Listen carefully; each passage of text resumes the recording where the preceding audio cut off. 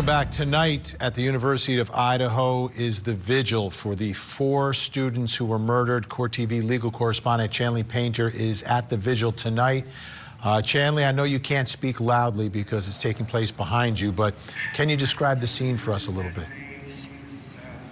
Yeah, Vinny, there's nearly 1,000 people here in the Kibbe Dome on the University of Idaho campus.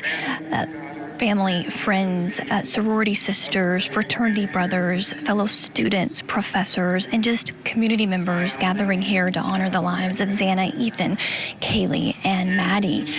We've heard from the dean of students. We've heard from the president of the university so far. We've also heard from the mother of Ethan Chapin, who talked about how precious time is and to not miss a moment with those that you love and hug them tighter. We also just heard from Stephen Goncalves, the father of Kaylee Goncalves, one of the victims, and he had this crowd laughing and also crying, talking about her personality, her memory, his struggle as a father when she was first born, and just ended by saying they will get justice in this case. And now behind me speaking is the father of Madison, Mogen, one of the other victims in this case, Ben Mogen, talking about his precious daughter. Let's watch a little bit. College, and she works hard, and she has all these great friends in the sorority, and she's, I just would tell them all about Maddie. I wouldn't even, they walk away from it like, I don't know anything about him. We know all about his little girl though, and yeah, we love going to go see live music. That's always been my favorite thing to do, and so I started taking her to concerts when she was younger, and we saw some really good shows together. I'd take her and her friends sometimes. She was all upset when Mac Miller was going to come, and she couldn't get tickets, and it was all sold out, and I didn't know what I was going to do, and I entered all these radio station contests, and like the night before it happened, I won 4 tickets and got to bring her and her friends, and they were meet and greet tickets. We got to go and meet them after the show, and that was the happiest memory I could think of that we shared together was that. And but she kept on going to shows. They'd go to Watershed, her and her friends, and she traveled to Canada to go to a music festival.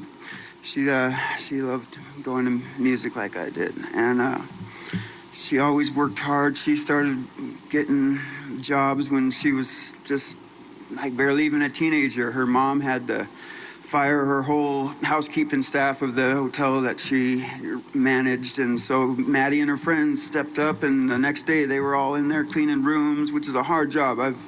Did that for like 2 days. I was like, nope. And but those little girls were in there cleaning all summer long, cleaning all the rooms, and from then on, she always had a job. Like not all of that age of kids are all out there working all the time, but she sure was. She'd always work hard and make her own money and buy her own cars and pay for her own gas, and and I wanted to, when I was up here, I wanted to make sure and mention Jake. She got to have this. It was really her only real big relationship she had in her life was with Jake, who is such a great guy, and I'm so glad that she got to just have at least a little taste of what it's like to be in love with someone. And he's just a really great guy, and they treated each other the way you're supposed to. And I was really proud to just call him my daughter's boyfriend, and maybe someday maybe they would have gotten married, It seemed like it, at least. But I just want to thank, like they said, thank all the people working on trying to figure this out. And it really means a lot. All the love and support that everyone out there is showing through this has just been amazing. I've heard from people I haven't thought about or heard from in 30 years, and you see how good people can be when something terrible happens. 'Cause they really make you feel loved and supported when it's important. But Yeah, anyway, thanks for being here, and that's all.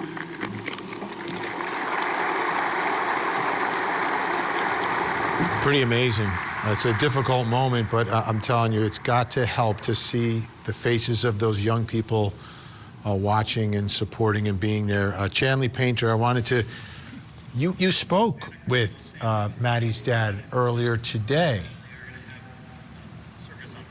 Yeah, Vinny, his first interview ever before he spoke here tonight was with Court TV. We met him at the Mad Greek restaurant where his daughter worked with Xana Kernodle, another victim in this case.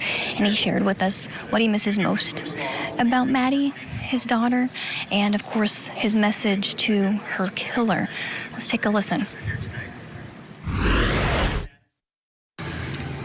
Tell me about what a beautiful person she was. Oh, she was so great. She lit up every room she'd come in, and she was just so positive and fun, and we love her and miss her so much. What do you miss most about her? We liked going to live music concerts together, and that was kind of our thing. And I'll miss going and seeing shows with her, and yeah. What kind of music did she like to go see? She used to like a lot of hip hop and stuff, but then she started liking country once her and Jake's her boyfriend, and he's a great guy, and yeah, they started going to country music stuff. Yeah.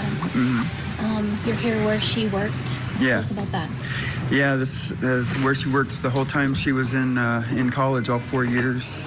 And she loved it here. She loved the food and the people. And yeah, she was a really good fit. They miss her a lot here. They've been really sweet. Yeah, this is your first time to visit here? It is. Yeah. Where else have you been in town? We just got into town just a couple hours ago. And yeah, we're staying at the Monarch. Yeah, they've been really great. Good. Yeah. And you plan to be at the Vigil tonight. That's why Yeah. you're in town. So tell me about that and what you plan to do and say. Yeah, I just, they wanted someone from my side of the family to say a few words. So, yeah, I'm just going to say what, some memories and what she meant and what we'll miss. And, yeah, we just say, I'm not going to write it out. I'm just going to say kind of what comes, so it's from my heart, Sure, absolutely. Speak from your heart. And this is really the first time you're going to be speaking, right? In front of people about your daughter. Yeah. Because words can't even put into what you've been going through. Yeah, it's hard to find any words for any of this. It's just no one should have to go through this. As far as the investigation, no one's been arrested. They say they don't have suspects. Does that... Yeah, they call me every day and tell us, they're working on how many people are working on it, and that they have these leads and that they're sending stuff in every day. So I just have to trust that they're doing as good a job as they can. And yeah, they seem like they're working hard, and that's all I can hope for, Do you have any idea why this could ever happen to your precious baby? Just nothing at all would ever make any sense of this. If you could speak to the person responsible, like... Oh, I just you never know how far something like this reaches, how many people it hurts, and how they're gonna have to live with this for the rest of their life. And it's something that'll never heal, It's something you just would never wish on your worst enemy. What do you want the world to know about Maddie Mogen? Oh, that she was so loved, and that she was the thing I was most proud of in my whole life. And I'm glad that the one thing about this is that a lot of people get to see how beautiful a person that she is. And yeah, all these people have just been so supportive and great through this. So. How do you plan to honor her memory? I haven't even thought that far ahead. Yeah, we're not going to have the service for her and Kaylee until after this is figured out. And, but yeah, I'm just taking it one day at a time right now. Absolutely, and you're so gracious to say. Well, anything else you want to say about Maddie or about this investigation? I just want to say thanks to everybody that's been so great through this, and yeah, it really means a lot. It's so horrific when bad things happen to nice people and to great families. As we go to break, I want to take a look at what's happening inside. A moment of silence. Candles have been lit. Let's listen in. We pray for clarity in the midst of our uncertainty. Guard our hearts and minds from speculation and rumor, that someday we may have some answers. Until then, we entrust our uncertainty to you, loving God. And even in the midst of our grief, pain, and uncertainty, we offer thanksgiving. We lift up prayers of gratitude for area law enforcement and others who have come to the community to offer assistance. We give gratitude for the ways we have supported, loved. In 2018, a killer walked the streets of Laredo, Texas. He took advantage of the vulnerability of this community. I mean, there was a lot of fear. Former Border Patrol agent Juan David Ortiz, accused of killing 4 women. Ortiz carried out these murders in a cold and callous way. Now he faces a jury and life in prison if convicted. The Border Patrol serial killer trial. Live coverage weekday mornings at 9/8 Central on Court TV.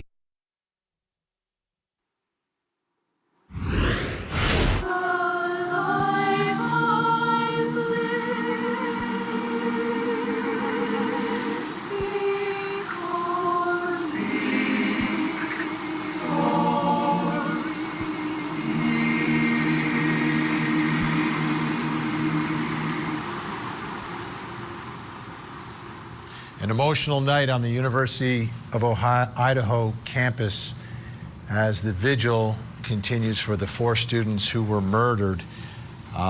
Not only is it a time for mourning for the students on that campus, but there's also a certain level of fear that there is a killer still on the loose. And earlier today, Court TV legal correspondent Xana Painter rode along with the Idaho State Police, who are providing some of the extra security on campus. We're all here because of the incident and what happened with those 4 students from the University of Idaho. I heard about it, and then after a couple days, I received a phone call and was called out and sent up here to Moscow to help. And you know, in law enforcement, we're a big team. It doesn't matter if you work for the Idaho State Police, Moscow Police Department, Latah County Sheriff's Office, Boise Police Department. We're all here to protect and serve and make people feel safe. You know, when I got the call to come up here, I was happy that I was called, because this is what I signed up for. And yeah, although this is different than what I'm usually doing, we feel like we've been really well received by the faculty, by the students. And so that's, you know, that makes us feel good. And every student I've talked to, they're like, you all are everywhere, you know, and that's what we want, you know. Being that I'm born and raised in Idaho, you know, this has impacted me as well, you know. So it's a difficult thing, but I would do it 100 times over. You see me hard. You guys need something serious. Yeah. Thank you. Good to see you. Yeah, good. Always running into you guys. Yeah, cool. Okay. Guys, have a good workout. Yep. The main mission and goal for the officers and troopers in uniform is we're here to make these students, to make the community feel safe. That's our primary goal. The campus, the university, the community, I mean, really the whole state, they're all hurting. They're all hurting for many reasons, and obviously because of what happened. I spent yesterday afternoon, I went by one of the fraternities on campus, and I sat with some of the students, and I just answered questions. You know, a lot of people have a lot of questions, and they're uneasy and uncomfortable being here, and so I just tried to ease their mind. We are excited to give these families what they deserve. What a combination of emotions on that campus when you talk about the fear and the uncertainty, along with what happened tonight, the vigil, which is the heartbreak, the despair. Let's bring back in Court TV legal correspondent Shanley Painter, who was there at the vigil, which looks like it's just wrapping up. It is, Vinny. The students, the community members are filing out silently, somberly, emotionally tonight, honoring the 4 victims, their fellow students. Just steps from where we are in the Kibbe Dome on the University of Idaho campus. We heard from the dean of students, the president of the university. We heard from a representative from each of the victims' families, including Ethan Chapin's mother, Kaylee Goncalves' father, the father of Maddie Mogen, and a representative of the family of Xana Kernodle. Maddie's father, Ben, told me that her mother is too bereaved to even come into town. As you can imagine, they are not going to have a memorial for their daughters until this is to fruition. This investigation is still ongoing. There was messages of justice, messages of hope, and memory of those 4 students. There was a moment of silence that was quite powerful. They dimmed the lights. They had everyone turn on an app on their phones where they could have a candlelight. They had the nearly 1,000 people in this dome turn their lights towards the right, where the other family members of the 4 victims were up in the stands to my left here inside this dome. And they named each victim one at a time, and then lit a candle or a light for each one, and a moment of silence for each one. It sends chills up your spine. You could hear just kind of maybe some silent sobs, but then they had a prayer and an emotional music. As the students walk in, they are giving out pins for them to wear that say Vandal Strong, the slogan for the community, for this campus. Since this happened, they're also given flyers and other materials about services the university is offering here for students, counseling and things of that nature, Vinny. So again, they're filing out here for this vigil, and not only was it taking place here, but it was taking place in multiple locations across the state. It's a lot for these students, it's a lot for the campus, but most of all, it is just a lot for these families to carry. Shanley, thank you so much.